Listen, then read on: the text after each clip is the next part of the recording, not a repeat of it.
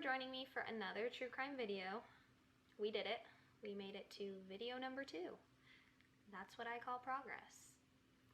For those of you who may not know, I'm Tiara Dominguez, and on this channel I talk about true crime cases, more specifically cases from my hometown, Utah. According to the Utah Bureau of Criminal Identification, there are more than 400 cold cases across the state, and we're going to talk about them. Hopefully together we can keep these stories alive and maybe along the way bring the victims and their families justice. Today we are talking about the case of Nicole Colas, also known as Saltair Sally, but before we begin, I want to give my usual disclaimer that I mean absolutely no harm or disrespect to anybody involved in the case. This is simply research that I have done for the sole purpose of spreading awareness and hopefully getting justice. I always encourage you to do your own research as well. That being said, let's just jump right into it. So, I want to start this story off on October 8th of the year 2000. It was a Sunday and duck hunters were out, obviously hunting ducks, along the Great Salt Lake. They were walking the shoreline when they made a horrifying discovery.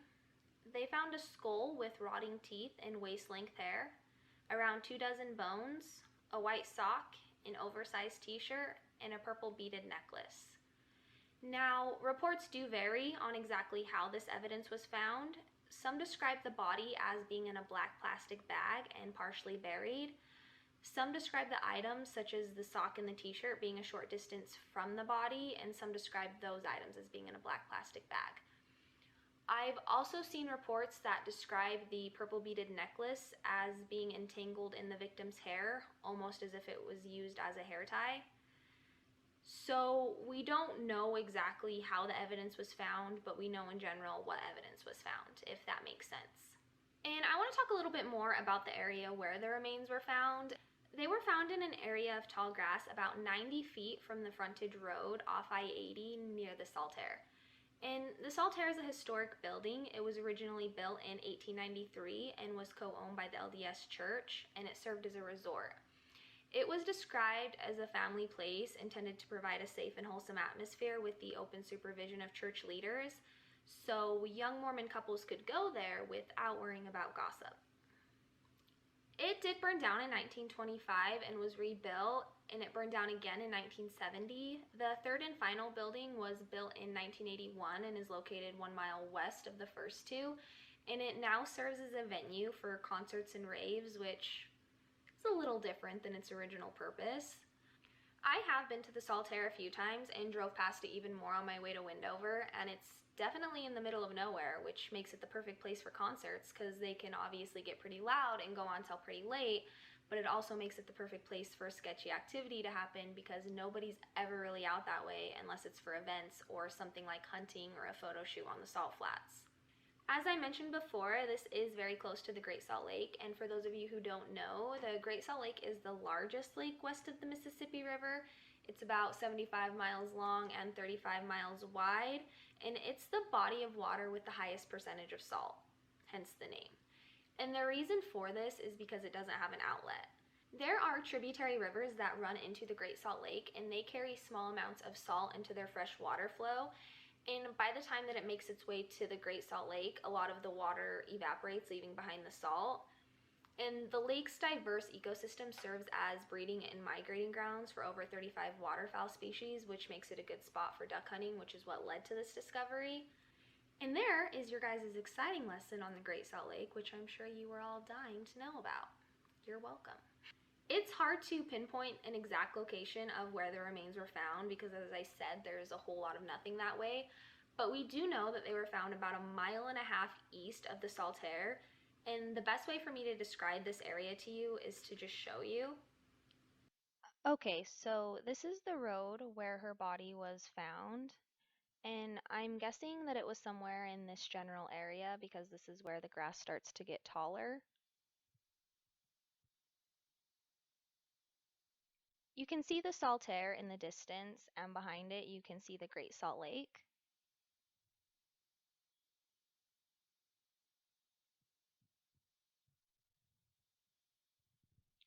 So yeah, just to kind of give you all a visual of the area. Authorities were sure that this was a homicide and that the victim was a woman, but that's really all that they were sure of. The body was badly decomposed and there were signs of animal activity, so they had no way of determining a cause of death or identifying who this woman was. So detectives working on her case gave her the name Saltair Sally. They released a computer-generated sketch of what they thought she may have looked like in hopes that somebody would recognize her, and for years, this is really where the story would end. In 2001, 1 year after Saltair Sally was discovered, there was a report that said a Salt Lake City man told police in California that he had killed 6 people in 1998 and buried their bodies near the Saltair, but his claims were never substantiated. The remains were also compared to DNA of missing woman Bobby Campbell, who went missing while running errands in Salt Lake City in 1994, but to no avail. And we'll probably end up covering Bobby's case at some point as well. Let me know down in the comments if you're interested in hearing about her case. In 2008, 8 years after Saltair Sally was discovered, there were advancements in technology developed with the help of Utah University scientist Jim Erilinger, I think is how you say it. And this technology is called stable isotope ratio mass spectrometry. Say that 5 times fast. And what it does is it uses isotopes in hair fibers to pinpoint the geographic locations a person has visited. Yeah, you heard that right. Scientists are able to tell the places that you visited based on your hair. I just think that's so insane. I had to look up more on it, and I won't bore you with all the details because it does get pretty scientific, and honestly, I didn't understand all of it. But basically, there are variations in hydrogen and oxygen isotopes in hair and water that relates to where a person lives. And isotopes are just different forms of the same chemical element that can be measured and compared. So isotope ratios of different elements like carbon, nitrogen, oxygen, and hydrogen will vary based on a person's exposure to environmental factors such as drinking water and nutrients in food.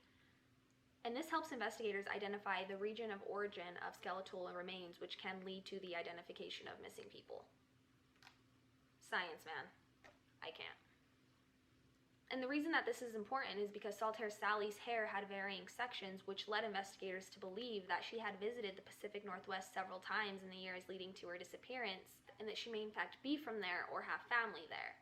In 2012, investigators were led to Nancy Nicoles, who lived in Washington and had reported her daughter missing in 2003. They took Nancy's DNA, and it was a match. Saltair Sally finally had a name, and she was 20-year-old Nicole Colas. Nicole Christina Nicoles was born August 23, 1980, to James and Nancy Nicoles. She had 1 brother and 2 sisters. She was called Nikki by those close to her, and she was described as a free spirit. She had the most gorgeous eyes, and she was an intelligent girl who liked to paint, draw, and write poetry, which I think is amazing because I can literally do none of those things. She liked adventure and studying psychology. She didn't care about materialistic things and often said that all she wanted in life was a family and a house with a picket fence. I think that says a lot about the type of person that Nicole was. She and her brother, who was also named James, were only 1 year apart in age, so they were very close growing up, and they would spend nearly every day together, but that obviously started to change as the 2 grew up. I think it's important to note that Nancy said she saw the sketch of Saltair Sally and thought that it was possible it was her daughter Nikole and had contacted authorities in Utah, but they told her that it was unlikely because the time of death didn't match up. The coroner listed Nicole's death as 1 year before her disappearance, and people believe that this had to do with the area where her body was found. She was found near the Great Salt Lake, so it's possible that the presence of salt as well as the animal activity involved caused her body to decompose at a quicker rate. The medical examiner also noted that Saltair Sally had a congenital defect in her upper vertebrae, and to the family's knowledge, Nikole didn't have one, but it obviously just wasn't serious enough to affect her in her daily life. Now, there are a couple of sources in particular that go into a little more depth regarding the details surrounding Nicole's disappearance than the other news articles do, which I do appreciate, otherwise this would be an extremely short video. That being said, I can't confirm the accuracy of the details mentioned, and the dates regarding this case seem to be all over the place. Some differ by about a year. I've tried to narrow them down the best that I can, so I guess just take it with a grain of salt. An example of this would be that some sources claim that Nikole moved from Washington to Utah for her boyfriend's work in 1997, whereas other sources say it was in 1998. And I wasn't planning on sharing this man's name in this video. The only reason that I am is because it could be helpful in finding out what happened to Nikole. Every news article mentions it, and everything I'm telling you is public information. That being said, everyone's innocent until proven guilty, and this man has not been charged in connection with Nikole's murder. And this man's name is Joel Chowden, or Chowden. As you can tell, I'm great with pronunciation. So not long after moving to Utah with Joel, Nikole became addicted to drugs and pregnant. She went back to Washington and had a few run-ins with the law. So she had to complete a drug treatment program, which she did. She got clean, and her mother said it was like she was a new person. But not long after this, I believe it was in July of 1998, Joel started calling Nikole and asking for her back. And despite Nancy's reluctance, a pregnant Nikole returned to Utah and moved into an apartment with Joel that was located on Chadds Ford Lane in Midvale. Some sources say that Nikole gave birth to a baby girl in October of 1998, whereas others say it was in 1999. So again, just one of those weird discrepancies. What we do know for sure is that Nikole's family came to Utah for the birth. Some sources also claim that Nikole returned to Washington 2 more times in the year of 1999 after giving birth to her daughter. The first visit, she stayed in Washington for around a month, and when she came back the second time, it appeared that she was back on drugs and had been arrested twice while she was in Utah.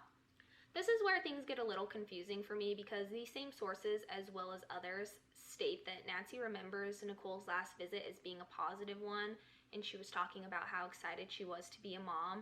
So it seems a little weird to me that it would be a positive visit if it appeared that she was back on drugs. So maybe she went back again after those 2 visits, but like I said, the timeline of this case is a little confusing. The last time that Nancy saw Nikole was when she and her daughter were at the airport headed back to Utah. Not long after this visit, Nancy had learned that Child Protective Services had visited Nikole and Joel's apartment and did not like the conditions of the home, so they removed the baby girl from their care.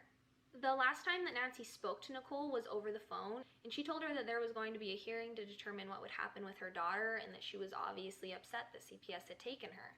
I think at this time, Nikole and Joel were also being evicted from their apartment, and some sources claim that before CPS got involved, Joel and Nikole had broken up. So I'm guessing that they were just separated but still living together. I'm not really sure. It's pretty clear that they had an off and on relationship. Their daughter was taken away, and Joel's parents, whom lived in Wisconsin, eventually got custody of her. As you can probably tell, I'm not mentioning Nikole's daughter's name. I just feel like she's an innocent bystander in all of this, and I really don't feel like putting her on blast. Nikole was last seen in March of 2000. I've seen some reports that say it was the 15th and others that say it was the 31st. Either way, we know that it was the month of March. Unfortunately, I feel like the lack of knowledge regarding Nikole's whereabouts leading up to her disappearance has a lot to do with the transient lifestyle that she was living at the time. But she was last seen living in a hotel with Joel around 3300 South and Main Street. Joel stated that they got into an argument, so he left, and he never saw Nikole again. At this point, Nikole's family had lost contact with her and thought that the loss of contact had to do with Nikole's tense living situation, as well as the fact that she just lost custody of her daughter, so they just kind of assumed that she needed some time to get back up on her feet. Nikole wasn't officially listed as a missing person until 2003. Her family said that they did call authorities in 2000, first in Washington, then in Utah, but police couldn't find any clues as to Nikki's whereabouts. Nikole's family was concerned, but they said they couldn't exactly report her as missing when they had no proof that she was. She kind of just stopped talking to them, and I mean, she was an adult at this time. Nikole's father, James Colas, passed away December 20th of the year 2000, and the family put his obituary in the Salt Lake City newspapers in hopes that Nikole would see it, and it basically said at the bottom of the obituary that if Nikole saw it, to call the funeral home and listed the contact information. How heartbreaking is it to think that James died not knowing that his daughter had been sitting nameless in a morgue for over 2 months at that point?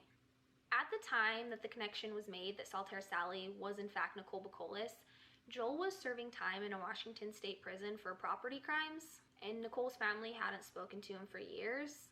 Authorities did question Joel about Nicole's disappearance and later stated that he was not a suspect or a person of interest in the case. Joel's father told the Associated Press that he was an early suspect in Nicole's disappearance, but the case was just never solved. Unfortunately, this is really all I have for you as far as the actual story goes. So let's get into some of the theories because there's a lot of them. The main theory is that Nicole was killed along I-80 or her body was dumped there, but that doesn't really answer the who or the why. The hotel that Nicole was last seen at was only a 20-minute drive from the Saltair, and I did a quick Google search of 3300 South and Main Street, and I found an extended stay hotel nearby, and I'm pretty sure this is the hotel Nikki was staying at when she disappeared. I mean, this did happen 21 years ago, so I'm sure it's undergone new management, construction, and things like that, but regardless, I'm pretty sure this is where she was staying. And the reviews of this place aren't the greatest. A lot of them mention drug use around the building and things of that nature, so it's clear that this isn't the greatest part of town. And it's quite possible that she met somebody with bad intentions. Or maybe she owed somebody money. Sadly, scenarios like this are not out of the realms of possibility when you're living the type of lifestyle that Nicole was. Because odds are, if you're involved in drugs, you're usually associating with questionable people. Another theory is that maybe she overdosed and somebody dumped her body there so that they wouldn't get in trouble. Some people think that because she was found so close to the Saltair that maybe she was attending a concert there and wandered off, or maybe she was trying to hitch a ride back home and overdosed. But if a black plastic bag was involved or she was found partially buried, kind of throws that theory out of the window. Also, investigators have stated that they believe this was a homicide. Another theory is that she was hitchhiking and met a truck driver with ill intentions. A lot of truck drivers drive Interstate 80, and that is something you hear about happening often. Truck drivers killing hitchhikers and dumping their bodies along the side of the highway. Another disturbing theory is that this was a sexually motivated attack, and the reason people think this is because the only clothing that was found was a sock and the oversized t-shirt. Another theory is that Joel had something to do with it. It's pretty clear that their relationship wasn't the healthiest. It was often described as tumultuous, and he was the last known person to see her alive. When Nicole's family was asked if they thought Joel had something to do with it, her brother James spoke carefully, saying, quote, "I just don't know. He was one of the last people we know who was with her, but everyone is innocent until proven guilty. Let the investigators do their jobs," end quote. In November of 2019, Joel was sentenced to 50 months in prison for burglary, possession of multiple controlled substances, as well as violating a no-contact order. So, yeah, maybe it's safe to say that he's not the fuzziest peach on the tree. Nancy also thinks that Nicole may have been working at a restaurant near the apartment she used to live. So maybe she met somebody there, or maybe at least somebody saw her there. Nancy also thinks that it's possible Nicole was talking to an older man, but none of this has been validated. In 2020, Jason Jensen with the Utah Cold Case Coalition said that an anonymous tipster called about a person of interest in the case who said, quote, "I killed the bee." Jason said they're publicly reaching out to this person in hopes of solving the case, stating they do a number of things like help them get legal representation, help them get a letter of immunity, or even help them get the $15,000 reward to help bring closure if it is an accident. But he said the window of opportunity is only for 30 days. If this person of interest doesn't contact them, they will turn over the information they have to the Unified Police Department's cold case unit. We don't know if anything ever came of that. I'm assuming not. And I mean, really, the possibilities are endless with this case, and I'm curious to know what you guys think. Nicole was a beautiful young woman who had her whole life ahead of her. She may have been struggling and trying to find her path in life, but she did not deserve to be left on the side of the road like trash. She was robbed of any chance to try and turn her life around and be a mother to her daughter. And it absolutely breaks my heart to think that she was sitting nameless in a morgue for 12 years only to get her name back and still not receive justice. Nancy Colas said, quote, "For the last 12 years, every day I've been worried about, is she safe? Does she have a place to stay? Is she eating properly? Is someone abusing her? That's the good part, putting that to rest. I'm glad none of those things is happening to her," end quote. Nicole's sister Kai wrote in an email saying that she would have rather gone the rest of her life thinking that her sister was alive but ignoring her than knowing that she's dead and she'll never see her again. Not having closure meant that she had hope. Kai did hold a bike and car wash to raise money to bring Nicole's remains back to Washington and give her a proper burial. The leftover money she gave to Nicole's daughter, who was just 12 years old at the time. There is a YouTube video of this car wash and I recommend watching it. I got pretty emotional and I will leave a link to that below. Nicole and her family deserve better than this, and as always, there's someone that knows something. Police are trying to piece together a timeline of where Nicole may have been and who she may have been with in her last days, and they would like to hear from anyone who knew Nicole or Joel between January to June of the year 2000. People with information are encouraged to call the Unified Police Department at 801-743-7000. Thank you all so much for listening to Nicole's story. I really do appreciate it. If you enjoyed this video, please be sure to give it a thumbs up and subscribe. And if you guys have any cases that you want me to cover specifically, I have listed all my contact information below. I know that I said I'm covering cases from Utah, but I'm more than happy to cover cases from other places as well. Yeah, I hope to see you all next week with another case. Bye.